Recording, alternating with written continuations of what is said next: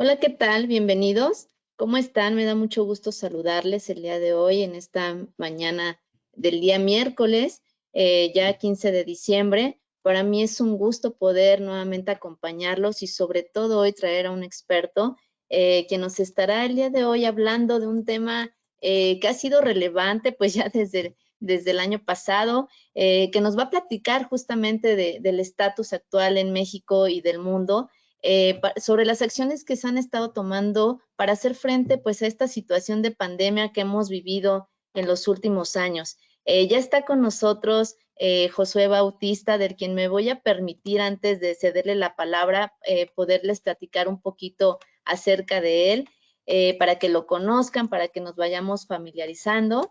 Y pues muy bien, antes que nada también me presento, mi nombre es Guadalupe Mora, de GES1 México, les doy la más cordial bienvenida.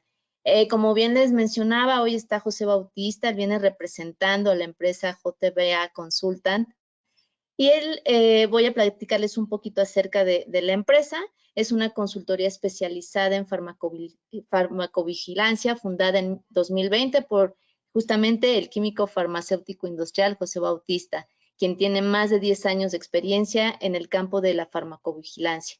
Tiene la gestión y minimización del riesgo, auditorías, inspecciones, legislaciones y sus retos en armonización e implementación exitosa.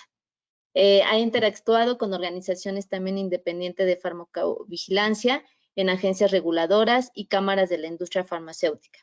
Un poquito acerca de quién es José Bautista.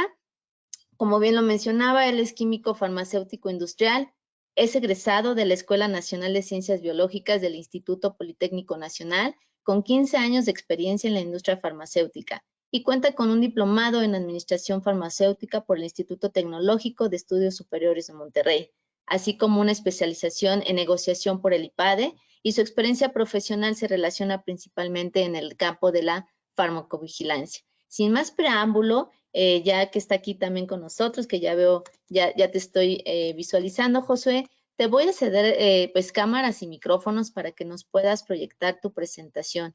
También le comento a la audiencia que puede compartirnos todas sus inquietudes, sus dudas que tengan con relación a este tema, en el apartado de su plataforma que viene de preguntas o a través del chat, y estaremos dando lectura y compartiéndoselas a Josué al término de su ponencia. Josué, para mí es un gusto darte la bienvenida. Muchas gracias por estar esta mañana con nosotros y sobre todo compartiéndonos este tema tan importante. Al contrario, muchísimas gracias, Guadalupe, y por supuesto quiero agradecer a GS1 por la filial México por este interés y ocupación en poder hacer llegar a la sociedad, a sus agremiados, pues me parece temáticas que ya a más de casi o a casi 2 años, mejor dicho, que inició todo esto por ahí en Wuhan, pues sigue siendo un tema que está presente en nuestra agenda, no solo de salud, de nuestra agenda política, sino en nuestra agenda del día a día. El COVID-19, la COVID-19, pues ha sido un escenario que nos ha venido a tocar en diferentes partes de nuestro hacer del día a día y, por supuesto, en nuestras actividades como seres humanos, como humanidad. Así es que gracias por este espacio, gracias por este genuino interés y, sobre todo, reitero, por esta ocupación en materia de tratar de difundir de la mano de su servidor, de las investigaciones que realiza su servidor en ámbitos de esta temática de la pandemia contra COVID-19. Y para ello voy a comenzar a compartir mi pantalla, tal como les mencionaba Guadalupe. Vamos a llevar a cabo la sesión de preguntas y respuestas al final de la sesión, al final de mi intervención. Les pediría, por favor, Guadalupe, si me confirman si ya pueden ver mi pantalla en modo presentación. Es correcto, ya la vemos muy bien. Fantástico. Pues bueno, la temática del día de hoy, como ya lo vieron en el fantástico promocional que desarrollaron mis amigos de GS1 México, pues tiene que ver con las vacunas, los tratamientos, las variantes y algo más en materia del COVID-19. Temática que, reitero, pues ha sido una temática que ha llegado para quedarse y que muy probablemente seguiremos conversando de esta temática, pues yo me atrevería a decir, al menos en la primera mitad del próximo 2022 que estamos por iniciar. El día de hoy les hablaré de estos 4 aspectos que son de gran interés para su servidor conversar con ustedes. ¿Qué sabemos en estos ámbitos a este momento de las vacunas? ¿Cómo vamos con el tema de las vacunas? No enfocándonos necesariamente en cómo, en cuáles se están utilizando, etcétera, etcétera, sino en algunos temas un poco más adaptados y sobre todo acercados a nuestra realidad ya como un mundo que tiene una muy buena experiencia de uso de las vacunas. También hablaremos de los tratamientos. Una parte muy importante para hacerle frente a esta pandemia tiene que ver con los tratamientos, y estos tratamientos se vinculan en un ámbito diferente a las vacunas. Las vacunas lo que tratan es podernos conferir una protección para, en el principio de cuentas, no enfermarnos y posteriormente, en dado caso de enfermarnos, no hacerlo de manera grave o incluso perder la vida. Pero ¿qué pasa con aquellas personas que se siguen enfermando o que nos podemos seguir enfermando con o sin vacuna? Para ello están los tratamientos que se siguen investigando y que muy probablemente seguirán sumando argumentos. ¿Para qué? Para poder contener no solo la propagación de la pandemia, sino, ojo, también contener esos escenarios graves que nos han sido bastante cercanos en esta actualidad a consecuencia de este virus del SARS-CoV-2. Y hablaremos un poco acerca de las variantes. Mucho se ha dicho ya en este año de las variantes, y por ahí pues varios de nosotros tenemos tal vez en nuestra mente una palabra, una denominación que se llama Omicron. ¿Qué pasa con Omicron? Empezamos hablando de Delta en el Reino Unido y en Sudáfrica, y ahora hablamos de Omicron nuevamente en Sudáfrica. ¿Qué pasa con las variantes? ¿Por qué deberíamos estar nosotros en este momento angustiados, o por qué no deberíamos estar angustiados y, mejor dicho, ocupados? Y por supuesto, me gustaría compartirles alguna otra información que me parece será de gran utilidad. Reitero, en esta intención genuina de poder sumar elementos de reflexión y de toma de decisiones en su día a día en estos ámbitos de pandemia. Comenzando con el tema de las vacunas, me gustaría simplemente resaltar y nuevamente enfatizar que el proceso de desarrollo e investigación que se ha llevado a cabo para estas vacunas contra COVID-19 es un proceso que, si bien es cierto, no nos tomó el tiempo que un modelo tradicional nos toma, que es de 8 a 15 años, donde ustedes pueden ver en pantalla los diferentes estadios. En el nuevo modelo, en el modelo que se utilizó para estas vacunas, que es el modelo moderno, básicamente nos tomó aproximadamente un año estar listos. ¿Por qué? Primero que nada, lo que quiero resaltar es que no nos saltamos ningún paso. Las compañías farmacéuticas, las universidades, los institutos enfocados en llevar a cabo este tipo de investigación mantuvieron todos los elementos que el desarrollo tradicional emana y demanda. Sin embargo, tomamos experiencia de lo que ya sabíamos, tomamos experiencia de que la tecnología de ARN mensajero no es una tecnología nueva, es una tecnología que lleva ya al menos una década estudiándose a nivel mundial, curiosamente, para el tratamiento de enfermedades vinculadas con el cáncer. Pero también tomamos ventaja de lo que sabemos que es el principio de operación de una vacuna, del proceso de inmunización, y a consecuencia de eso es que la humanidad, la comunidad científica, fue capaz de poder poner a disposición de todos y de cada uno de nosotros una vacuna o una serie de vacunas que nos ayudaran a hacerle frente en este primer esquema a esta pandemia. Es por ello que desde aquí nosotros nos deberíamos sentir bastante cómodos y sobre todo seguros del proceso que se llevó a cabo en la investigación. Y aquí simplemente para hacer énfasis en algo que algunas veces varias de las personas que me contactan me siguen preguntando: oye, José, pero no sé qué significa que hayan autorizado estas vacunas para su uso de emergencia y qué significa que no tengan una aprobación total. Primero que nada, es importante mencionar que estos modelos de autorización para uso de emergencia, pues vienen de las entidades que nosotros, pues en Latinoamérica utilizamos como modelos para varios procesos. Provienen de Europa y de la FDA. En específico, este Emergency Use of Authorization, que es el que viene de la FDA, es un modelo que en principio de cuentas tiene diferentes esquemas en los cuales se sustenta. Primero que nada, que es un mecanismo que nos permite facilitar la disponibilidad de tratamientos, dispositivos médicos o agentes de diagnósticos para enfermedades que resulten ser una emergencia de salud. Esto es muy importante considerarlo. ¿Por qué? Porque resulta ser que en el desarrollo de estas vacunas hubo algunos escenarios en los cuales nosotros pues no podíamos esperar que se llevara a cabo la conducción de los ensayos clínicos hasta la finalización pensada en un seguimiento a los pacientes a 3 años, a 2 años, a 4 años. Había una emergencia de salud que nos demandaba tener disponibilidad de alguna herramienta, y en ese sentido es por estas emergencias de salud que existen estas figuras de autorización de uso de emergencia. Y básicamente en el ámbito de la pandemia, pues no existía en ese momento alguna alternativa adecuada, probada y sobre todo disponible para hacerle frente a esta propagación del virus. Además, las compañías farmacéuticas, los desarrolladores tenían y tienen que cumplir con ciertos requisitos. Por ejemplo, proporcionar información robusta del proceso de fabricación, compartir información preliminar, información intermedia de los ensayos, de los famosos ensayos clínicos de fase 3 y, ojo, que los ensayos utilizados para compartir esa información intermedia al menos tengan 3,000 personas, cuando los desarrollos de estas vacunas están en el orden de los 20,000, los 30,000 y los 40,000 sujetos que fueron parte de este ensayo, y que el seguimiento a esos sujetos, posterior a haber completado su esquema de vacunación, haya sido de al menos un mes, cuando, por ejemplo, Pfizer pues presentó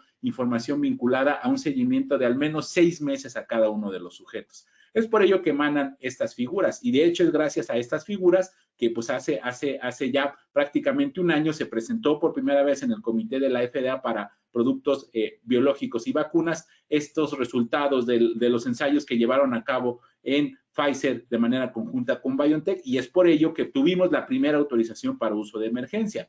Pero posteriormente, pues vinieron algunos otros esquemas en los cuales ya esta compañía ha sido capaz de ahora solicitar a la agencia sanitaria que les apruebe ya no esta vacuna bajo el uso de emergencia, sino como una aprobación total, que es básicamente poner disponible esta vacuna.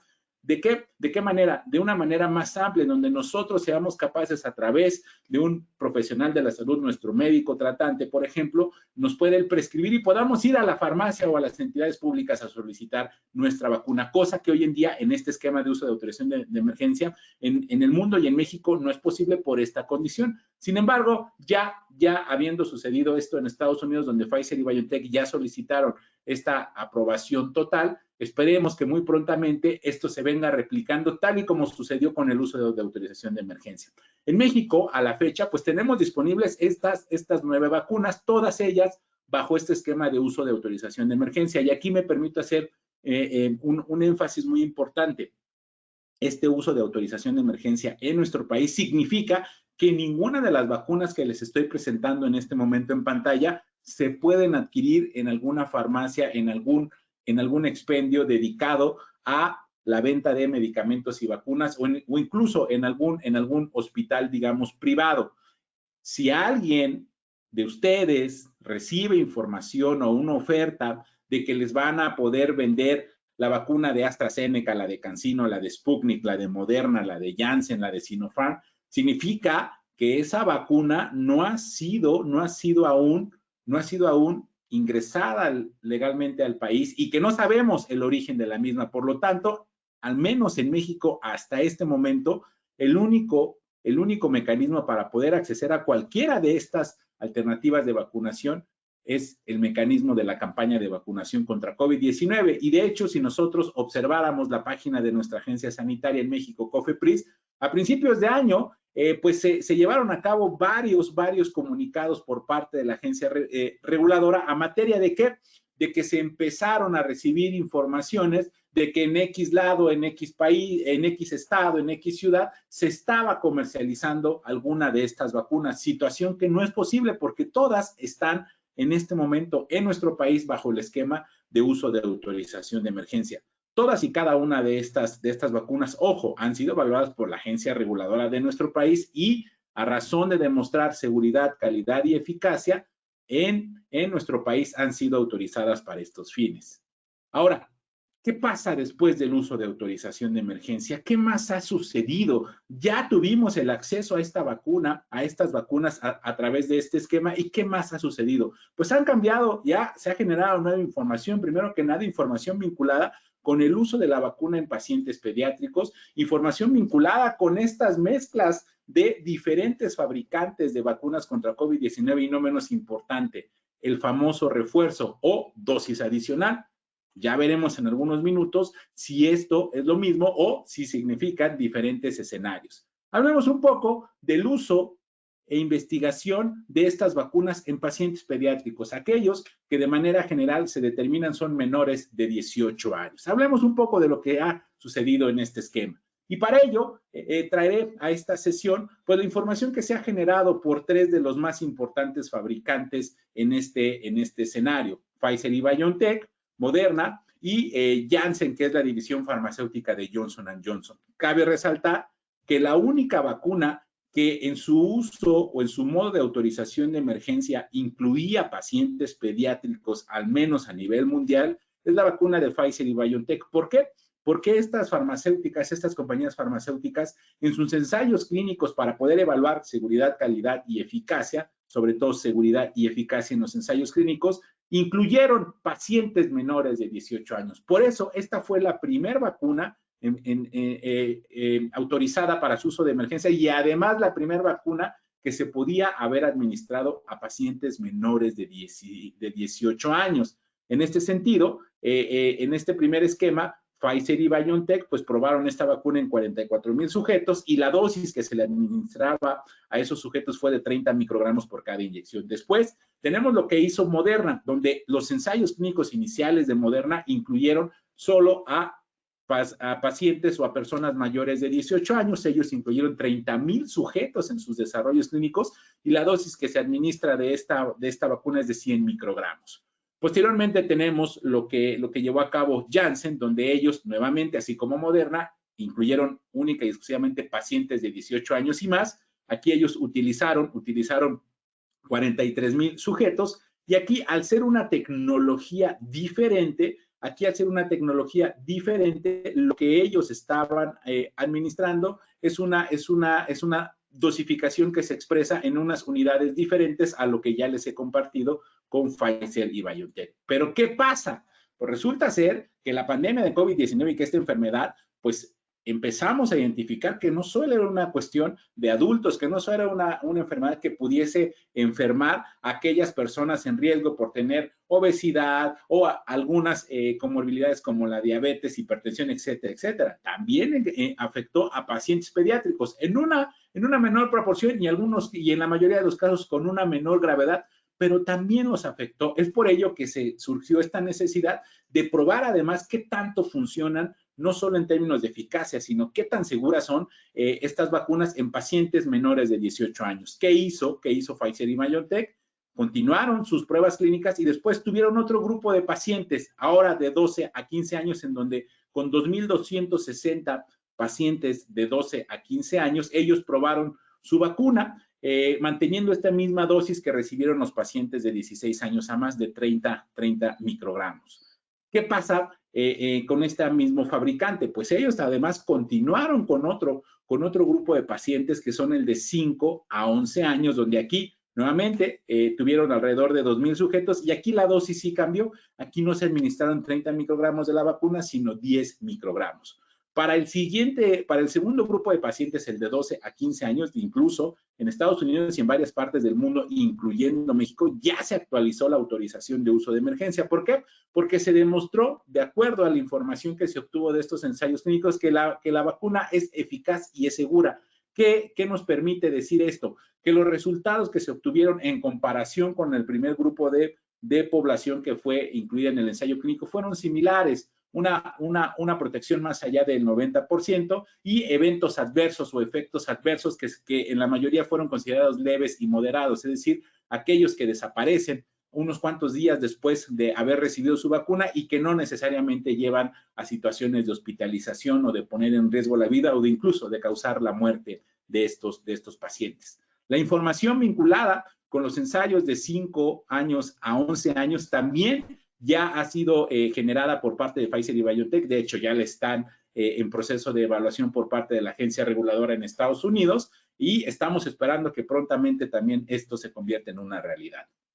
¿Qué pasa con Moderna? Moderna también probó su vacuna en un siguiente grupo de población de 12 a 17 años. Aquí ellos incluyeron 3,700 participantes más o menos mantuvieron esta dosis de 100 microgramos, la que se presentó o la que se utilizó con los adultos y que es la dosis que recibimos los que fueron vacunados con la vacuna de Moderna. Y nuevamente, así como lo que sucedió con Pfizer y BioNTech, los resultados de este ensayo clínico mostraron que la vacuna es segura y es eficaz con estos principios que ya les he compartido. De hecho, Moderna también ha anunciado que va a continuar su programa de investigación en pacientes pediátricos, ahora considerando a pacientes de 11 años a menor rango de edad, pero aún esta información no está disponible y no se nos ha notificado, no han publicado el inicio de estos ensayos. En el caso de Janssen, la división farmacéutica de Johnson,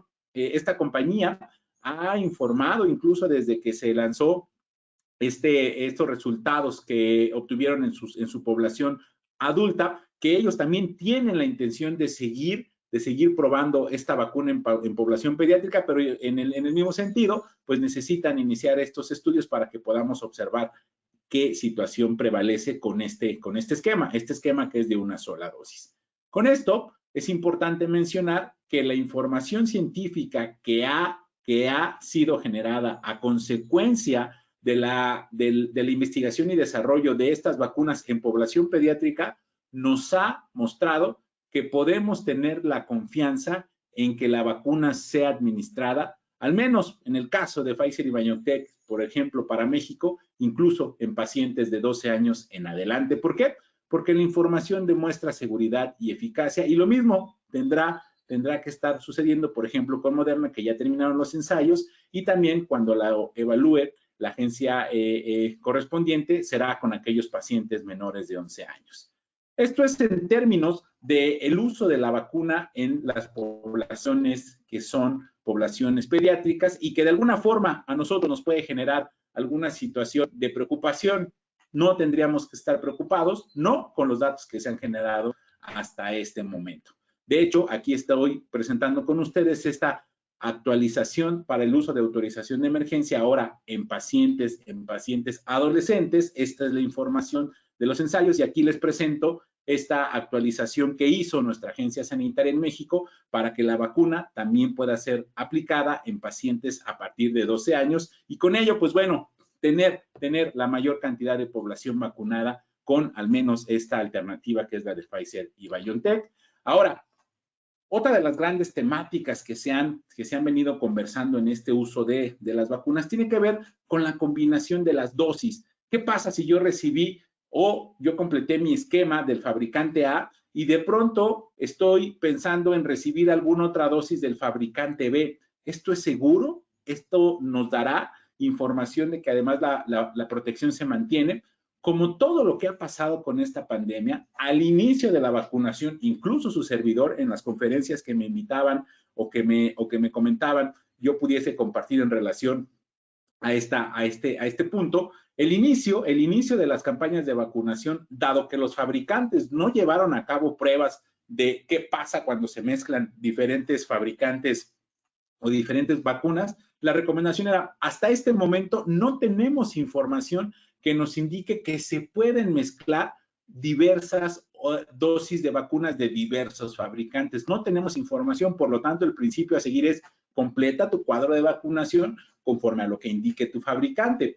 Pero, tal y como sucede con otras vacunas, porque de hecho la combinación de dosis no es un esquema nuevo, sin embargo, los ámbitos de la COVID-19 lo han venido nuevamente a traer como parte de nuestra agenda de conversación de toda la población. La combinación de dosis con este esquema de la pandemia, pues fue uno de los temas que necesitaban ser investigados y que han sido investigados. Se han publicado diversos artículos ya en relación a algunas investigaciones que han hecho sobre todo institutos de salud en diversas partes del mundo para evaluar qué tanto funcionan o no estas combinaciones de dosis, para evaluar qué tanto dichas combinaciones nos pueden otorgar o la misma protección o al menos una protección similar a lo que ya conocemos. ¿Con quién? Pues con los fabricantes que son pues los mundialmente reconocidos.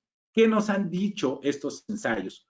Lo siguiente, por ejemplo, cuando combinamos dosis de un fabricante, de una tecnología de vector viral como AstraZeneca, más un fabricante de una tecnología de ARN mensajero como Pfizer y BioNTech, pues se ha obtenido información. O en caso contrario, la combinación de la dosis, iniciando con una dosis número 1 de un fabricante de una vacuna de ARN mensajero y terminando mi cuadro de vacunación con una vacuna de vector viral, ¿qué pasa?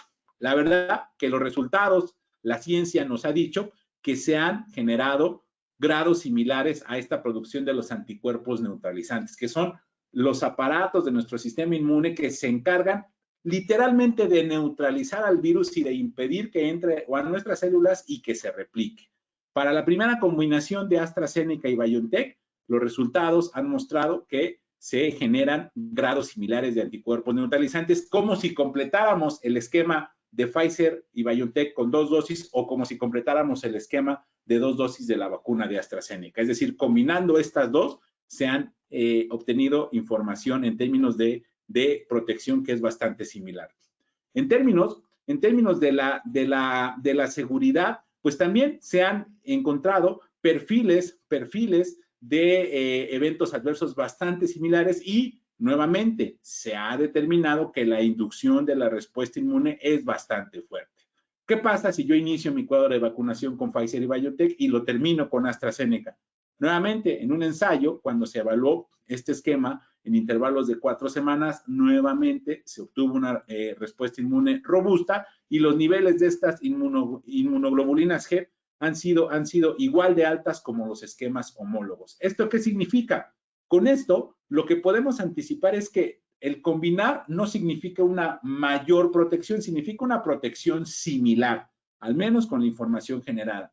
Y que en términos de seguridad, el perfil de eventos adversos también ha sido similar, por lo tanto, usualmente esta combinación de dosis a lo que nos ayuda es a también poder ser capaces de vacunar a más personas, sobre todo en los ámbitos de la disponibilidad de dichas vacunas. De hecho, en términos de seguridad, aquí les estoy presentando algunas de las gráficas que se generan de estos estudios para poder ir monitoreando de qué naturaleza son los eventos adversos que se están presentando cuando se combinan estos diferentes esquemas. Lo que está en amarillo significa que el evento adverso, el evento de seguridad, o lo que está, digamos, en un color más claro ha sido de una intensidad moderada, de una intensidad leve, es decir, que desaparece en el transcurso de los días y que no impide las actividades de la persona que recibió ese cuadro de vacunación. Lo que está, digamos, en un tono salmón, un poco tal vez rosa, disculpen mi imprecisión para los colores, significan que son eventos de naturaleza moderada, que sí, en algunos sujetos le han limitado a que, por ejemplo, pues vaya al trabajo al día siguiente, que vaya a la escuela al día siguiente, pero ninguno de ellos ha estado vinculado con la necesidad de hospitalización o con la situación de que se ponga en riesgo la vida de ese sujeto. Lo que está en el siguiente tono, un poco más oscuro, significan situaciones en las cuales ha sido necesario el manejo terapéutico sin que necesariamente el paciente vaya al hospital, y lo que ven o lo que alcancen a observar en rojo, que prácticamente pues es muy limitado lo que se observa en rojo, ha sido algún evento que ha determinado necesaria una hospitalización del sujeto. En ambas gráficas, como ven, el rojo es uno de los colores que prácticamente no se ha replicado en estos elementos de evaluación del perfil de seguridad. Vacunas. Hablamos ya de qué ha pasado con el uso en pacientes pediátricos, hablamos ya de qué ha pasado con el uso de la combinación o el esquema de mezclar dosis de vacuna. Hoy, en estos ámbitos de ya tener una experiencia de casi un año a nivel mundial de aplicar vacunas, hemos descubierto que conforme el tiempo avanza, el nivel o la concentración detectada en nuestro organismo de estos famosos anticuerpos va disminuyendo. Y a consecuencia de querer mantener una protección más o menos a los mismos niveles, pues a nuestra agenda, a nuestro día a día ha venido a sumarse la necesidad de hablar ahora de si necesitamos un refuerzo o una dosis adicional de nuestra vacuna. Y para ello me gustaría precisar que estos elementos no son los mismos. Hablar de una dosis adicional o de un refuerzo no significa que estamos hablando de la misma información. ¿Qué pasa? Una dosis adicional es aquella que se entrega y que se administra a las personas cuando usualmente estas personas tienen alguna falla, algún compromiso en su sistema inmune. Un sistema inmune que puede estar comprometido de manera moderada a grave. Y en ese sentido, las personas, esas personas con esa condición de salud, al haber completado su cuadro de vacunación, sea de una dosis o de 2 dosis, usualmente no logran crear esa protección que se espera se obtenga con la administración de ese cuadro de vacunación o de ese esquema de vacunación. Es por ello que la dosis adicional se les otorga a estas personas que se encuentran en este esquema de salud. ¿En aras de qué? De poder hacer que esas personas que usualmente son inmunodeprimidas puedan ser capaces de generar una mejor protección o mayor protección contra esa enfermedad tal cual, en este caso, contra la COVID-19. Por ejemplo, los CDCs en Estados Unidos recomiendan que las personas que están de manera moderada o gravemente inmunodeprimidas sí se analice la necesidad de una dosis adicional. ¿Por qué? Por esta condición de salud donde se espera que su sistema inmune no genere la misma protección como en aquellas personas que no tienen este tipo de padecimientos del sistema inmune. Ahora, la dosis de refuerzo es una dosis diferente. Esta dosis diferente, la de refuerzo, no hace referencia a personas que tengan alguna afectación en su sistema inmune. Hace referencia a aquellas personas que recibieron su cuadro de vacunación, expresaron la adecuada protección o la protección esperada. Sin embargo, se ha observado que después de completar ese cuadro de vacunación a lo largo del tiempo, disminuye la inmunidad que confiere esa vacuna. En ese sentido, las dosis de refuerzo son una estrategia para que en aquellas personas que no tienen estos esquemas de un compromiso en el sistema inmune, de una falla, de una debilidad en nuestro sistema inmune, puedan recibir una dosis adicional, una dosis complementaria a su esquema de vacunación que inicialmente han recibido. Se considera que es una dosis de refuerzo, no hay un estándar ya definido ni tampoco hay una armonización, pero se considera que un estándar para decir que estamos recibiendo una dosis booster o una dosis de refuerzo es aquella que sucede por ahí de 6 meses después de haber completado mi esquema de vacunación, ya sea esquema de una dosis o esquema de 2 dosis. ¿Qué se ha observado de estas pruebas que se han hecho? Básicamente, lo que se ha observado con estas dosis de refuerzo, por ejemplo, con Pfizer y BioNTech o con el mismo Janssen, que es la división farmacéutica de Johnson, que sí se han identificado que la respuesta inmune nuevamente alcanza un nivel favorable, un nivel positivo y que además los efectos de seguridad, los efectos adversos son similares a lo que ya conocíamos. Por lo tanto, hasta este momento, las dosis de refuerzo, que son las que se están generando como parte de las políticas de vacunación a nivel mundial, pues han mostrado sus beneficios. En este sentido, si alguno de nosotros ya somos candidatos, por ejemplo, en nuestro país, a poder recibir una dosis de refuerzo, pues desde aquí las y los invito a que no tengan temor de recibir esta dosis y que todo lo contrario, si tienen esta capacidad y ya se están viendo beneficiados con esta oportunidad, lo vayan y lo realicen. Por ahí hay varias preguntas. Es que, ¿qué pasa si yo recibí en México CanSino y me van a poner una dosis de refuerzo con AstraZeneca? ¿Estaré yo en riesgo? ¿Mi vida estará en riesgo? Creo que no se nos debe olvidar algo, que es que una vacuna, independientemente de las tecnologías para las cuales esta vacuna fue diseñada, ARN mensajero, vector viral, virus inactivado, etcétera, etcétera, operan bajo el mismo principio, que es estimular a nuestro sistema inmune, darle una señal a nuestro sistema inmune para la generación de anticuerpos. Y en ese sentido, pues todas estas vacunas operan bajo el mismo principio. Por lo tanto, a la fecha, no hay datos que nos digan que esas combinaciones puedan tener algún efecto desfavorable en nuestro estado de salud. Aquí será de gran valor para esas combinaciones que no han sido estudiadas, como las que ya les he compartido, estos estudios de Pfizer, BioNTech, más AstraZeneca, etcétera, etcétera. Aquí será de gran valor el que ustedes, cuando reciban su dosis de refuerzo, pues estén muy sensibles al hacer de la farmacovigilancia, que es que estén dispuestos a notificar a la autoridad reguladora en México, a nuestra COFEPRIS, cualquier efecto adverso que experimenten, por más leve que sea, por más anticipado o esperado que sea, el dolor de cabeza, el dolor en el sitio de inyección. Ese tipo de información se tiene que notificar a la agencia reguladora. ¿Para qué? Para que ellos puedan tener información que les permite evaluar si efectivamente la seguridad y la eficacia se están manteniendo conforme a lo que se espera pueda estar sucediendo. Con esto finalizo mi intervención para hablar de las vacunas. Comenzaré ahora a compartir ustedes información en relación ya no a vacunas, sino a los tratamientos. Y en este esquema de los tratamientos hay dos grandes alternativas que tenemos. Aquellos que imitan al sistema inmune o aquellos que llevan a cabo el bloqueo del virus.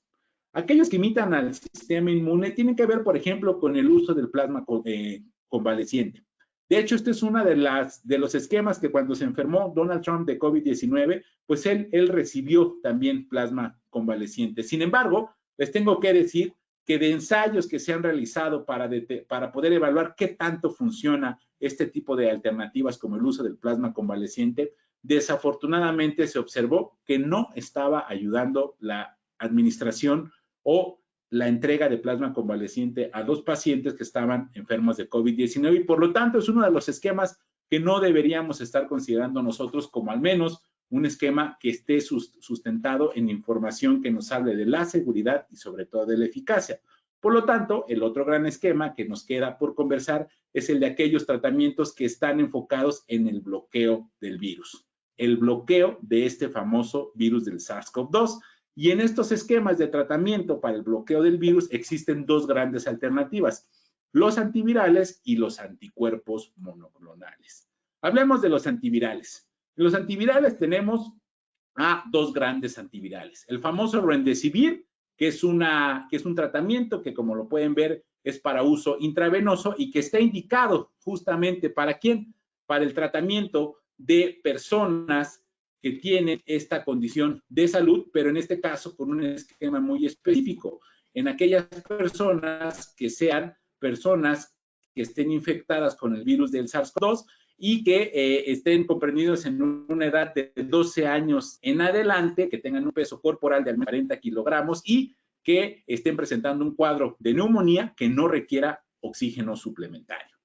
Este es Remdesivir. Remdesivir fue evaluado, de hecho ya tiene, primero que nada, un uso de autorización de emergencia por parte de la FDA desde el año pasado y recientemente también recibió la aprobación total por parte de esta misma entidad, por parte de la FDA, y básicamente es un tratamiento que nos ha mostrado que se disminuye el tiempo de hospitalización de las personas. Por ejemplo, lo disminuyó de 15 a 11 días. Primer medicamento pues autorizado de manera total para el manejo de COVID-19 en estas circunstancias. Segundo tratamiento, un tratamiento que ha sido desarrollado por la compañía farmacéutica Merck, el famoso Molnupiravir, que en este sentido, a diferencia del Remdesivir, no es un medicamento que se utilice de manera intravenosa, es un medicamento que se utiliza de manera oral. Y este tratamiento pues está indicado para el manejo de la enfermedad de COVID-19 en adultos que estén en riesgo de desarrollar la enfermedad de manera grave. Esto sin duda es una ventaja muy importante en comparación al Remdesivir, ya que al no requerir este tipo de administración vía intravenosa puede facilitar el acceso y sobre todo el uso del mismo de manera ambulatoria en los pacientes. Básicamente, los resultados que han sustentado el que Molnupiravir sea considerado como un tratamiento para COVID-19 es que redujo a la mitad el riesgo de hospitalización y muerte en personas que habían sido diagnosticadas como COVID-19 positivas. Dos importantes alternativas. Pero también tenemos a los anticuerpos monoclonales. Estos anticuerpos monoclonales nuevamente actúan hacia el nivel del virus para evitar que este virus no se infecte o se siga replicando. En este sentido, les presento la alternativa desarrollada por la compañía Regeneron, que ellos han desarrollado este tratamiento que se llama REGEN-COV-2. Básicamente, esta esto es un tratamiento con una tecnología diferente que son los anticuerpos monoclonales y aquí ellos ya obtuvieron autorización de emergencia en noviembre del 2020 por parte de la FDA y es un tratamiento utilizado para el COVID-19 de leve a moderado en pacientes adultos y pediátricos de 12 años a más y que básicamente tengan un peso no menor a 40 kilogramos y que corren un alto riesgo de progresar a un COVID-19 ya sea grave o un COVID-19 que los demande estar hospitalizados. Este también es uno de los tratamientos que recibió Donald Trump y es uno de las alternativas que se están evaluando en el resto del mundo para que también puedan al menos recibir este uso para autorización de emergencia. ¿Qué es lo que hace a este tratamiento como una de las alternativas? Es que, de acuerdo a los ensayos que se condujeron, este tratamiento reduce el riesgo de infección sintomática en un 81%. Así es que otra muy buena alternativa.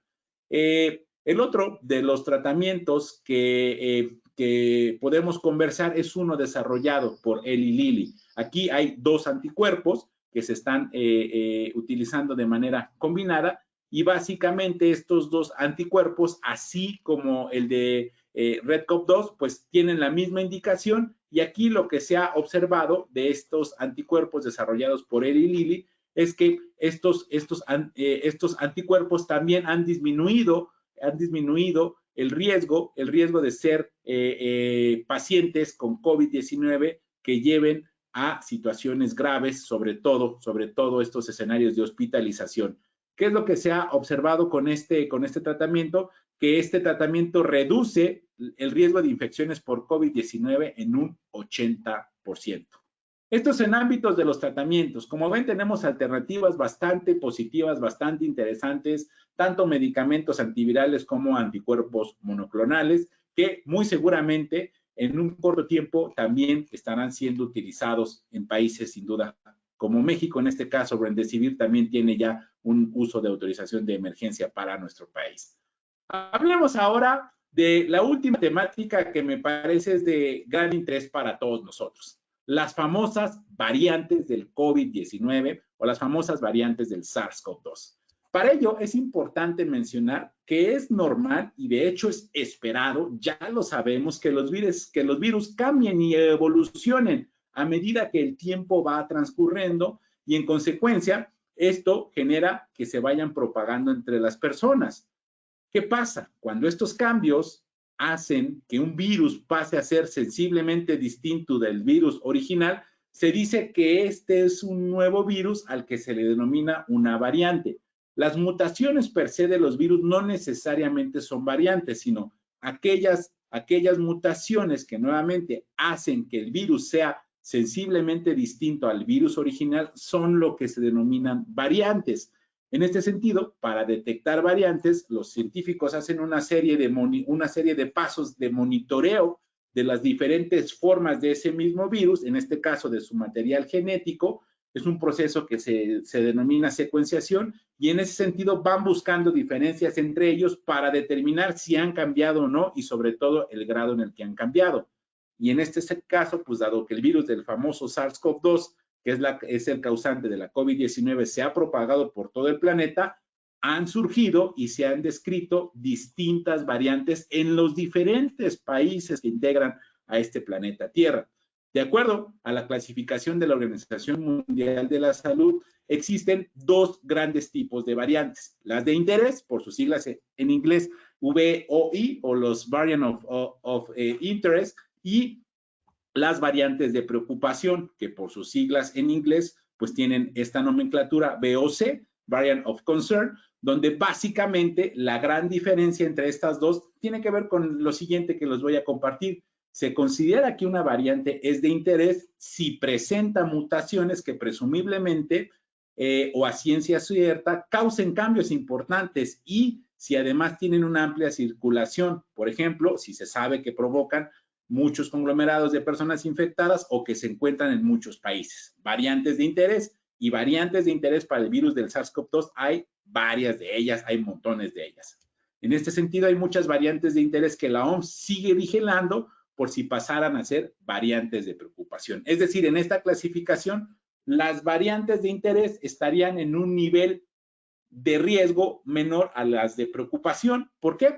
Porque una variante de interés pasa a ser una variante de preocupación o preocupante cuando hay evidencia de que este virus se propaga con mayor facilidad y o que causa una infección más grave o que elude o que evade la respuesta inmune de nuestro organismo o que puede llegar a modificar el cuadro clínico o que reduce la eficacia de las herramientas que ya se conocen para hacerle frente a dicha enfermedad. Es decir, la variante de preocupación, además de ser una variante que se esté identificando en diferentes partes del mundo, se considera de preocupación cuando enferma a más personas, cuando las personas que se están enfermando tienen unos cuadros de mayor gravedad a lo que ya conocíamos o, por ejemplo, cuando esta variante es capaz de hacer un engaño a nuestro sistema inmune y que el sistema inmune no pueda hacerles frente y en consecuencia nos enfermemos, o cuando se observa que con las alternativas como las vacunas o los tratamientos no están logrando, siendo capaces de protegernos, también se consideran variantes de preocupación. Y de hecho, en esta materia es por ello que la OMS pues ha llevado a cabo una serie de alternativas para poder irlas clasificando. Esto en relación al alfabeto griego. Básicamente, en este momento, en el mundo, hay dos variantes que consideramos de preocupación. La famosa variante Delta que se originó en el Reino Unido y la famosa Omicron. Déjenme les cuento un poco de Omicron. Omicron es una variante que fue notificada por primera vez a la OMS el 24 de noviembre del presente año. El 26 de noviembre del presente año, la OMS la clasificó como variante de preocupación. ¿Por qué? Porque lo que se ha observado es que es una variante que tiene un gran número de mutaciones y que a consecuencia de hecho ha provocado un mayor número de contagios. Es decir, ha logrado propagarse de una manera más rápida que la otra variante, que la Delta. De hecho, lo que se estima es que la variante Omicron estará de alguna forma desplazando a la variante Delta y que en consecuencia será la variante de mayor predominancia a nivel mundial, la variante Omicron.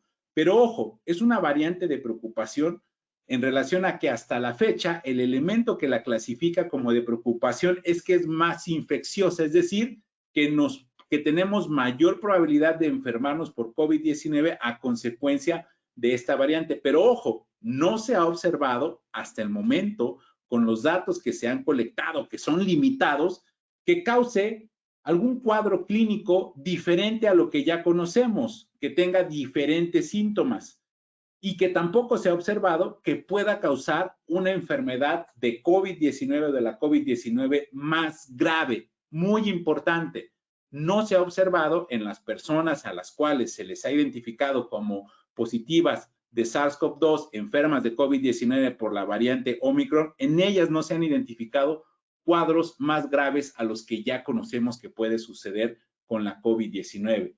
Es una variante de preocupación a relación de que se propaga con mayor facilidad. Pero como todo esto que nos ha pasado con la COVID-19, esto es lo que conocemos a este momento y tendremos que esperar a que se genere más información para que podamos determinar si efectivamente es solo una variante que se propaga más fácilmente y que no es una variante que genere cuadros de mayor gravedad. Los datos hasta el momento nos han dicho que no genera cuadros de mayor gravedad a lo que ya hoy en día conocemos. Es así que con las variantes, pues sin duda, tenemos que ser muy respetuosas, no bajar la guardia, pero sobre todo, no olvidar que efectivamente son de preocupación a consecuencia de estas características, pero que tampoco deberíamos entrar en un sentido del pánico. ¿Por qué? Porque el pánico nos puede llevar incluso a desconfiar de lo que ya sabemos si funciona para hacerle frente a este COVID-19. Y para ello, me permitiré cerrar mi presentación el día de hoy en los siguientes minutos hablándoles de lo que ha pasado en la vida real con variantes y sin variantes. Con la variante Delta, que hace unos meses era la variante que nos llamaba la atención y que aparecía en los encabezados, y que con Omicron aún no tenemos datos como estos, pero que será de gran valor poder irlos colectando. Vamos a hablar de la vida real. Al día de hoy ya van 8.53 billones de dosis de vacunas administradas. en alrededor de 184 países. No olvidemos que las vacunas, por ejemplo, nos ayudan para diferentes ámbitos. Primero que nada, sí, no enfermarnos, esa famosa eficacia, pero también la eficacia de una vacuna se determina por la capacidad de que en caso de enfermarnos, no enfermarnos de manera grave, esa que nos lleva al hospital, esa que nos lleva a la unidad de cuidados intensivos, y también que en el caso de que tengamos que ir al hospital, no perdamos la vida. Esta es la famosa triada virtuosa de la protección que nos dan las vacunas. El solo medir la efectividad de una vacuna por decir, mira, él estaba vacunado y de todos modos se enfermó, es una situación injusta y que se saca de contexto. Sí, buscan ayudarnos a no enfermarnos, pero ojo, también vacunados y posteriormente enfermos de COVID-19 nos pronostica un panorama bastante diferente. Y esto se los muestro con esta gráfica, datos del Reino Unido. Se recordarán ustedes que pues hubo una segunda ola en el Reino Unido de COVID-19, donde en la parte superior de la gráfica que les estoy compartiendo en este momento, en la parte superior están graficados en color rojo los casos diarios de COVID-19 en esta segunda ola que se originó pues justamente a finales del año pasado, a finales del 2020 y principios de este 2021. Como ven, se observa un pico muy interesante, un incremento de casos bastante importante. En aquel momento se comenzaban las campañas de vacunación porque fue en el mes de diciembre cuando se otorgaron las autorizaciones de uso de emergencia para estas vacunas.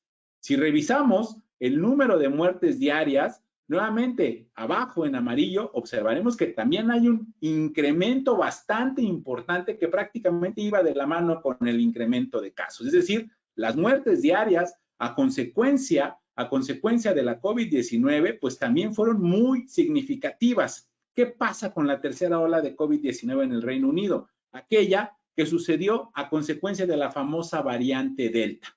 Sí, en esta misma gráfica, si vemos por allá de los meses de junio, julio, incluso agosto, pues hay un incremento en el número de casos, incremento muy importante. Sin embargo, ¿qué pasa? ¿Qué pasa? Ya teníamos a más personas vacunadas y pudiésemos decir es que la vacuna no funcionó porque mira, de cualquier forma hubo casos, sí, hubo casos porque las vacunas nos ayudan a no enfermarnos, pero no solo a no enfermarnos, sino a no enfermarnos de manera grave o no morir. Si esto lo trazamos en el tiempo y lo comparamos con el número de muertes reportadas en aquellos momentos, observaremos que hay una diferencia abrumadora.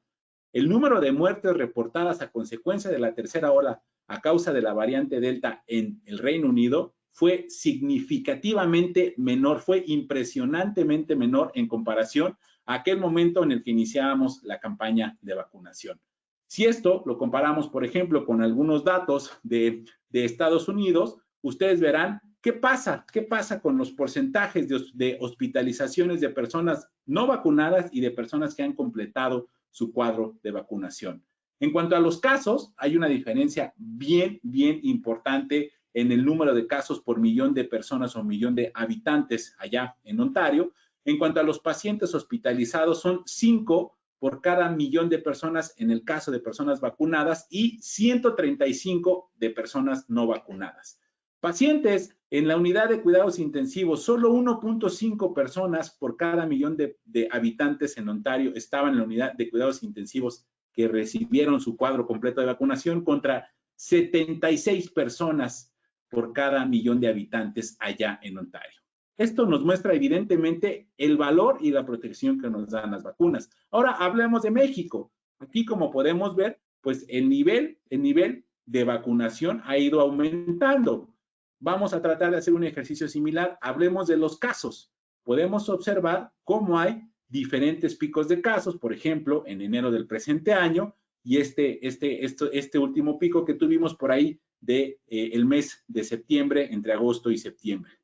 ¿Qué pasa con las muertes? Si observamos, el número de muertes en realidad ha ido disminuyendo a lo largo del tiempo a pesar de los picos, tal y como sucedió en el Reino Unido, a pesar de mayor casos, variante Delta, las vacunas nos siguen ayudando a protegernos. Por lo tanto, yo con esto las y los invito a que consideremos que la COVID-19, esta enfermedad, pues nos ha venido a quitar muchas cosas. nos ha venido a mostrar quiénes son los verdaderos héroes, quiénes son las personas que nos han ayudado a hacerle un cambio y un frente a esta pandemia.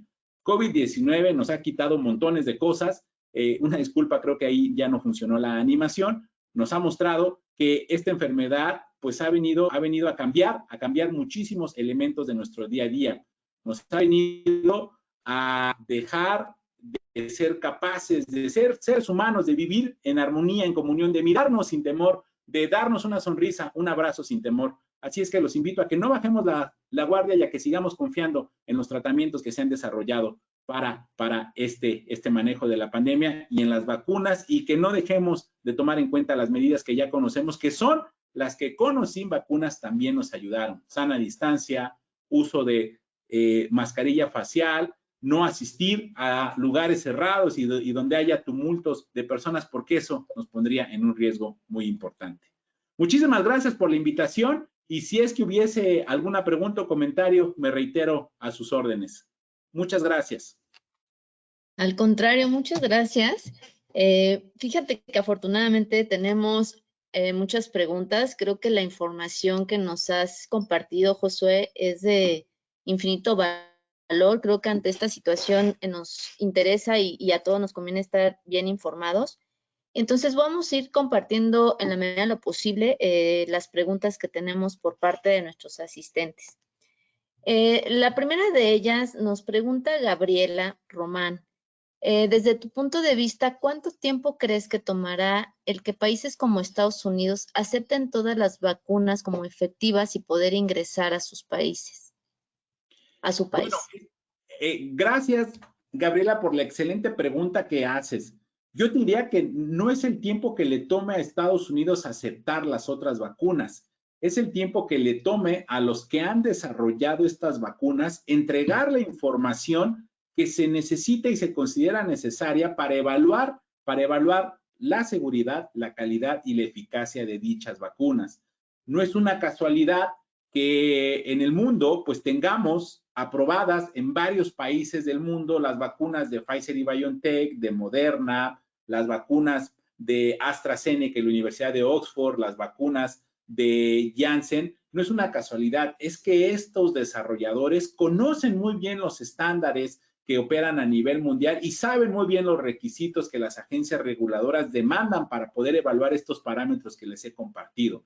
Si en algunos otros países están aprobadas algunas o autorizadas algunas otras vacunas, esa relación de estas diferencias, que no significa que lo autorizado, por ejemplo, en México, pues tenga una situación de riesgo para nosotros, significa que tenemos un diferente parámetro de evaluación y que muy afortunadamente, pues la agencia, por ejemplo, en COFEPRIS, con esta inclusión a la ICH, sin duda nos ayudará a estar de alguna forma un poco más cercanos a estos altos estándares que tienen organizaciones o agencias reguladoras como la FDA o como la Agencia Europea de Medicamentos. Muchas gracias, Josué. Mira, también Mario nos pregunta, ¿cómo se puede permear entre la población información fidedigna para afrontar una crisis sanitaria? Pues mi experiencia me ha dicho que no solo son los datos que yo les he compartido. Los datos científicos algunas veces no son suficientes porque los seres humanos estamos hechos antes que nada de emociones. Y por ahí tenemos un gran reto en la capacidad de comunicar información, no solo científica, sino de poder incidir en las conductas y las percepciones de la humanidad. Creo que uno de los elementos que necesitamos fortalecer un poco más es justamente el elemento emocional que nos hace a ti, a mí, a todos los que estamos aquí, el decidir si nos vacunamos o no nos vacunamos, si usamos la máscara facial, si voy o no a un lugar donde haya una aglomeración de personas, si asisto o no a un lugar cerrado, porque los datos nos han dicho que eso es lo que funciona. ¿Por qué varias personas no lo seguimos o no lo siguen? Pues no es por falta de información. Me parece que es a relación de algo en lo cual todavía no logramos incidir, que son las emociones. Si logramos incidir de una mejor manera en las emociones de las personas, creo que también pudiésemos tener un mejor impacto en estos ámbitos, incluso que para muchos de nosotros la pandemia es evidente todos los estragos que ha generado. Sí, totalmente de acuerdo, Josué, contigo. Vamos con las siguientes preguntas. También aquí nos comenta Andrea, ¿considera que llegará el momento en que haya una vacuna que combine el cuadro contra influenza y COVID? La verdad, a la fecha no se han hecho esas pruebas, ni siquiera está, por lo que yo tengo conocimiento, que se estén investigando o que se planean investigar. Me parece que por la diversidad o por las diferencias que hay entre estos virus, probablemente eso sea un esquema que nos tome aún más tiempo el poder siquiera pensarlo y después poner a prueba estas combinaciones en donde tengamos una sola vacuna. Y porque además recordemos que la vacunación de la influenza es algo que se está vinculando más a la estacionalidad. En este sentido, COVID-19 pues rebasó la estacionalidad, por lo tanto, probablemente no necesariamente tengamos que migrar a un esquema de estacionalidad, porque en influenza sí es muy importante la estacionalidad por la información que se ha generado, pero tenemos información de más de una década con la influenza. Con COVID-19 llevamos 2 años, a lo mejor a lo largo del tiempo, con más personas vacunadas, sí tengamos elementos de vincular COVID-19 con estacionalidad y que ese sea tal vez un parámetro para poder poner en la mesa de los desarrolladores, de los gobiernos, esta necesidad o esta alternativa de vincular estas dos vacunas en una sola. Muy bien, muchas gracias. Mira, la siguiente pregunta también nos la hace Yunuen. Ella nos dice si en México el gobierno aplicará la vacuna de refuerzo de la marca Pfizer. Pues las campañas de vacunación son una situación que se vincula directamente con, sobre todo de COVID-19, con las decisiones que los gobiernos toman. A mí me parece que si es Pfizer, si es AstraZeneca, si es Janssen, etcétera, etcétera, pues son elementos que nos deben sumar confianza. Probablemente por disponibilidad en este momento se empezó con AstraZeneca, pero esto es parte de lo que nos permite la combinación de vacunas y de lo que busca la combinación de vacunas, darle flexibilidad a los gobiernos para hacerle frente a emergencias de salud.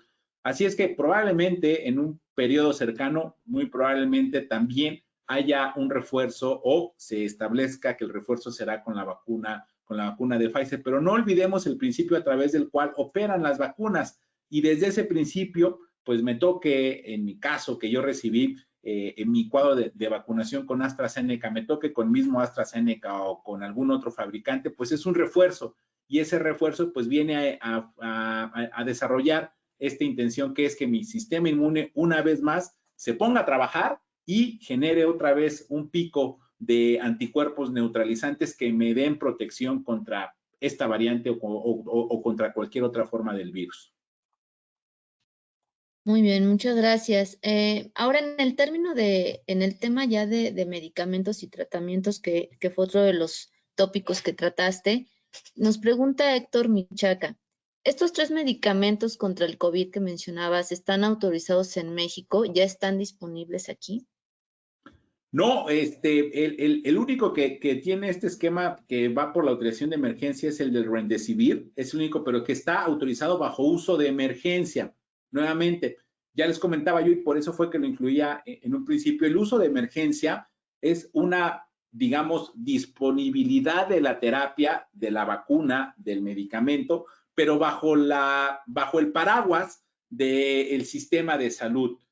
Tanto vacunas como tratamientos en México y en la mayor parte del mundo, con excepción de Estados Unidos, están todavía con la potestad del sistema de salud de esos países. Remdesivir es uno de los tratamientos que ya está autorizado de manera total en Estados Unidos, pero no así, por ejemplo, las otras vacunas. Entonces, a este momento, el acceso a estos tratamientos pues está determinado por los sistemas de salud de los gobiernos y no lo podemos ir y comprar, como ya les comentaba yo, cuando tienen la aprobación total, pues a una farmacia o recibirlo en un hospital privado. Pero eso está muy cercano a que vaya sucediendo. No perdamos esperanza, porque así como lo hizo Pfizer y BioNTech, le va a hacer Merck en México, le va a hacer Eli Lilly en México, para que sus tratamientos de anticuerpos monoclonales o de antivirales también estén disponibles en nuestro país y en otros países, por supuesto. Muy bien, muchas gracias. Y bueno, Eduardo Zamora nos hace, creo que también dos preguntas interesantes en materia de la falsificación y autenticidad, y son las siguientes. ¿Cuáles son los desafíos con los tratamientos en cuanto a la autenticidad y qué medidas se están tomando para autenticar este tipo de productos, ya que las falsificaciones se dan en países como el nuestro? Claro, pues esto es, gracias por la pregunta, es una excelente pregunta. Esto es un reto a nivel mundial. De hecho, es uno de los ejes de acción de la misma Organización Mundial de la Salud. La falsificación no es exclusiva de países como Latinoamérica, ¿no? Es algo que se presenta a nivel mundial. Y básicamente yo te diría que es un esfuerzo conjunto. Estamos en el camino a nivel México, a nivel Latinoamérica, de ir fortaleciendo no solo los esquemas regulatorios para el ingreso de medicamentos a nuestros países, sino también una de las áreas muy importantes que se está trabajando muy importantemente, por ser redundante, es el involucramiento del ciudadano en estos procesos. Tanto tú como yo, como los que estamos conectados aquí, en este momento deberíamos estar muy claros que ninguno de estos elementos, ninguna de estas vacunas, yo las puedo utilizar y las puedo acceder yo, Josué Bautista, directamente con algún médico, con alguna entidad privada, con alguna farmacia, con algún establecimiento que se ostente de vender productos de esta naturaleza, o insumos para la salud. Deberíamos estar claros, decir, oye, si alguien viene y me dice a mí, José Bautista, oye, te vendo Remdesivir, yo diría, pero aquí en México no, aquí en México no se puede vender, aquí solo está bajo el manejo de la autoridad sanitaria. Eso en el esquema de autorización de emergencia. Cuando ya están autorizados de manera total, pues ahí es básicamente asegurar que cada uno de los controles, de los candados que existen en este esquema de la distribución y la dispensación del medicamento estén funcionando. Y ahí, pues bueno, es un trabajo donde incluso las instituciones de salud, tanto privadas, los establecimientos como las farmacias, las cadenas dedicadas a esto, pues tienen que asegurarse de que están comprando con los distribuidores que están autorizados y que se está recibiendo producto que efectivamente ingresó al país, porque la mayoría de estos medicamentos pues son de importación porque no se fabrican acá. Efectivamente ingresaron con todas las de la ley y que es un medicamento o es una vacuna pues que es legal en el país, primero que nada porque tiene un registro sanitario otorgado por la COFEPRIS y porque a quien se le compró, a quien lo distribuyó, pues mostró todos los instrumentos legales que nos hacen demostrar que además ingresó de la manera correcta a nuestro país. Gracias, Josué.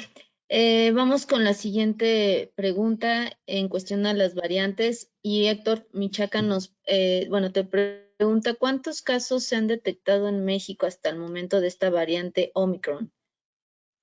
No llegamos ni a la decena aún. El primer caso, acuérdense que fue el que vino de un empresario que justamente estaba basado en Sudáfrica, y eso fue pues hace un par de semanas.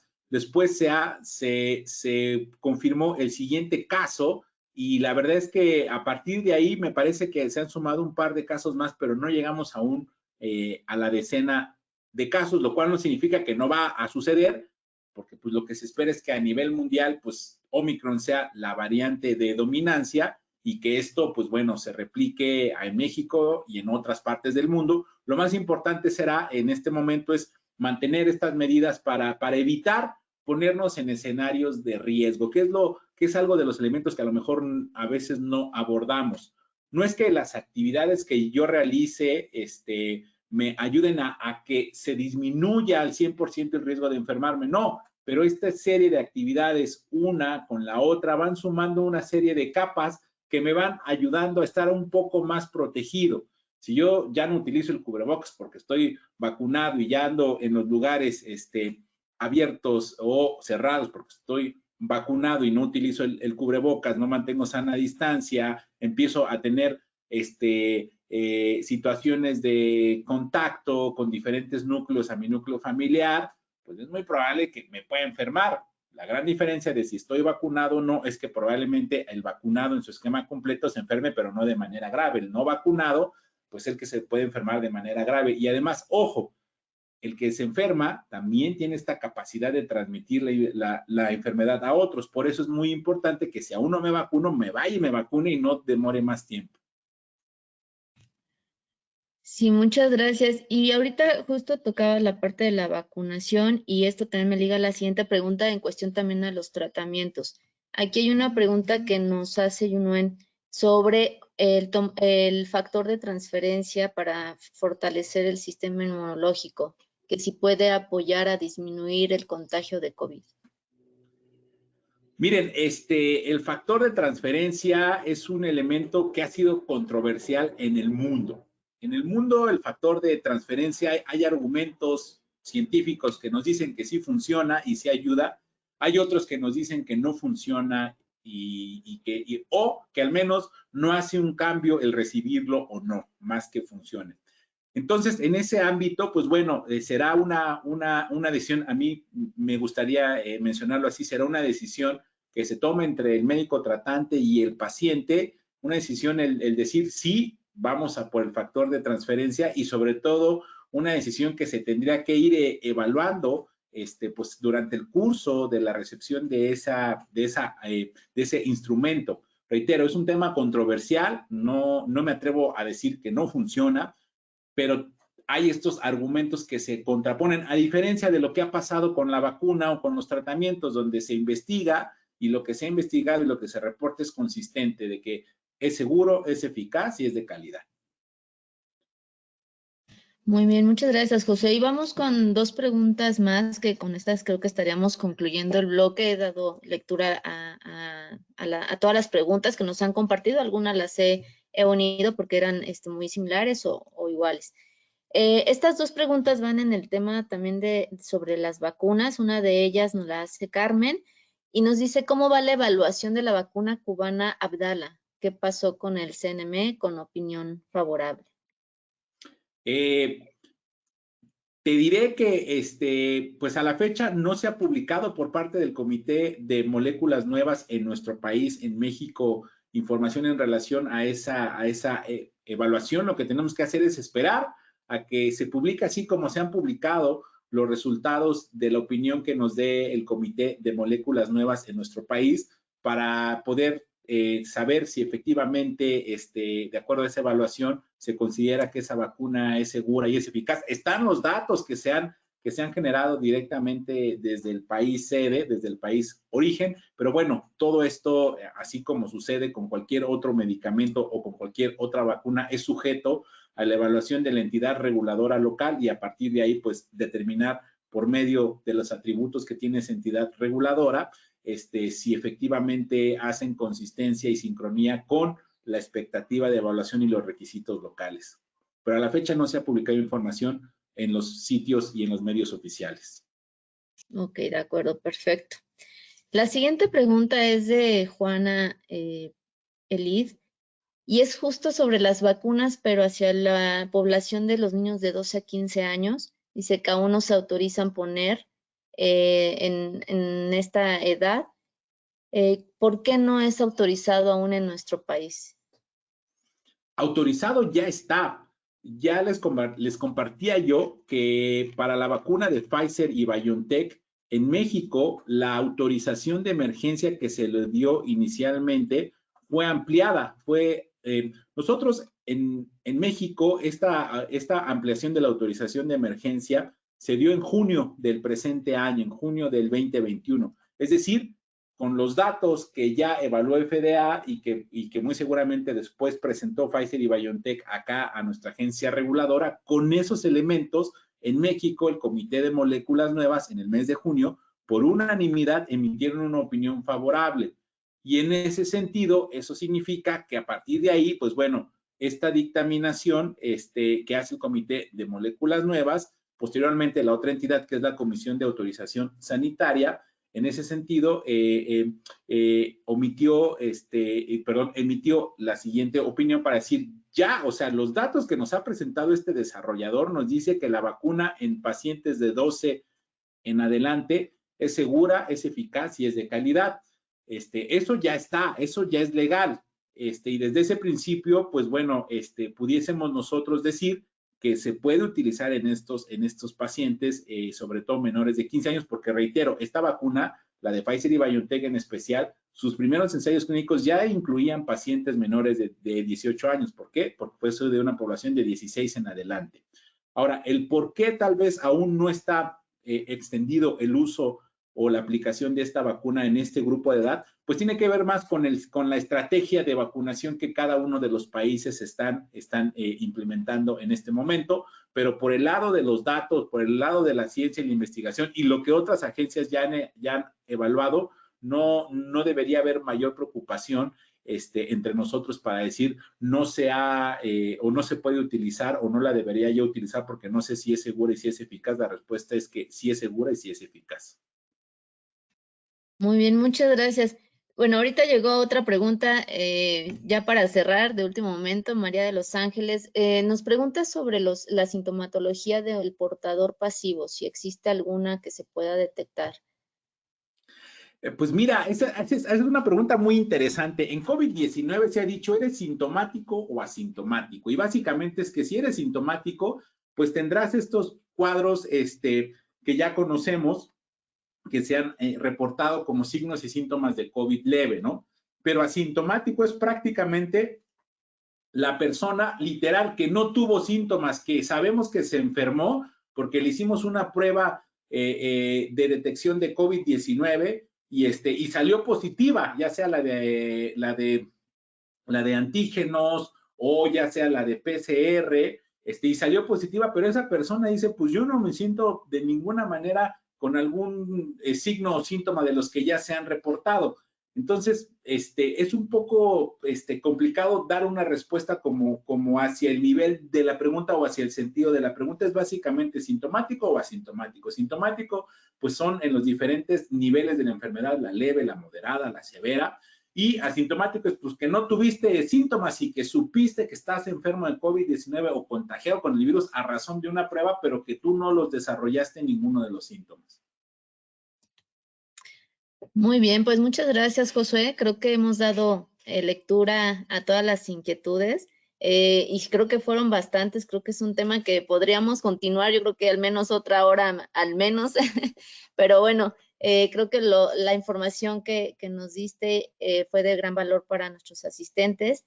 Y antes, pues, de dar por cerrado este webinar, pues me gustaría también pedirte un último comentario ya de cierre hacia nuestros asistentes. Claro, bueno, para quienes aún se mantienen conectados, lo que me gustaría compartir con ustedes y enfatizar es que no dejemos de confiar en las medidas que nos han mostrado que sí funcionan, y las medidas pueden ser tanto cuando no teníamos vacunas, que son sana distancia, lavado de manos, uso de mascarilla facial, evitar estar en lugares en los cuales pues haya aglomeración de personas o en lugares cerrados. Eso ya lo sabemos y no debería ser un factor en el cual nosotros nos olvidemos de que eso funciona. Ahora, las vacunas están ahí. Seamos parte de este proceso de vacunación en nuestro país. Los beneficios de las vacunas van más allá de no enfermarnos. Y en este sentido, con las variantes, si bien es cierto que hay datos que dicen, no, es que con la variante Omicron es efectiva en un 30% solamente, con Delta es efectiva un 60%, recordemos que esa efectividad se traza a diferentes esquemas y la mayoría de esas pruebas tienen que ver con pruebas hechas en un laboratorio en este momento, donde se coloca a ese virus con esa vacuna y se identifican efectivamente el nivel de neutralización. Lo más importante es lo que la vida real nos va dando ya en este sentido. Y las gráficas que les mostré, pues me parece que de una manera muy concreta nos muestran cómo sí, con o sin variantes, estas herramientas, estos instrumentos nos ayudan a seguirnos manteniendo no solo a salvo de no enfermarnos, sino con salud y con esta capacidad de poder ir retomando cada vez más de manera paulatina pues nuestras actividades y sobre todo de poder ir regresando a esa confianza que necesitamos los seres humanos para vivir nuestra vida. Así es que no bajemos la guardia, pero tampoco nos encontremos en un escenario de pánico o de alarma innecesaria. Está aquí el virus seguirá varios meses, me parece, pero también de la mano de este virus vienen diferentes instrumentos que nos van a ir ayudando a hacerle un mejor frente. Y pues bueno, en esta fecha o en estas fechas de festejos y etc., seamos precavidos e intentemos mantener en la medida de lo posible cada una de estas acciones que ya muy bien conocemos. Claro que sí, muchas gracias, de verdad creo que esto que refuerzas al final es justamente seguir cuidándonos, no bajar la guardia, recurrir a estos elementos que hoy por hoy tenemos, los que no estamos vacunados, como decías, pues tomar esa confianza de ir a vacunarnos para reducir riesgos, tomar nuestras medidas en estas fiestas. Y Josué, pues la verdad, nuevamente en nombre de GS1 México, del equipo de salud, de Osiris y de Andrea, que fueron las actoras intelectuales de hoy, traer esta plática a través tuya, también les agradezco mucho el que nos hayan podido enlazar contigo y agradecerles a todos los que estuvieron hoy conectados.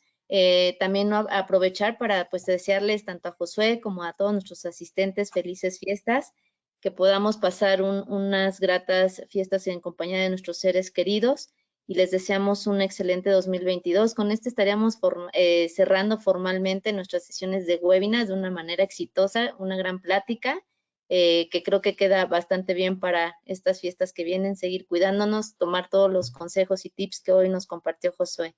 Te agradezco mucho, Josué, el que hayas estado el día de hoy con nosotros y a todos ustedes también. Excelente día, excelentes fiestas navideñas y de Año Nuevo. Muchas gracias. Hasta pronto, muchísimas gracias. Cuidémonos todos. Gracias, hasta luego.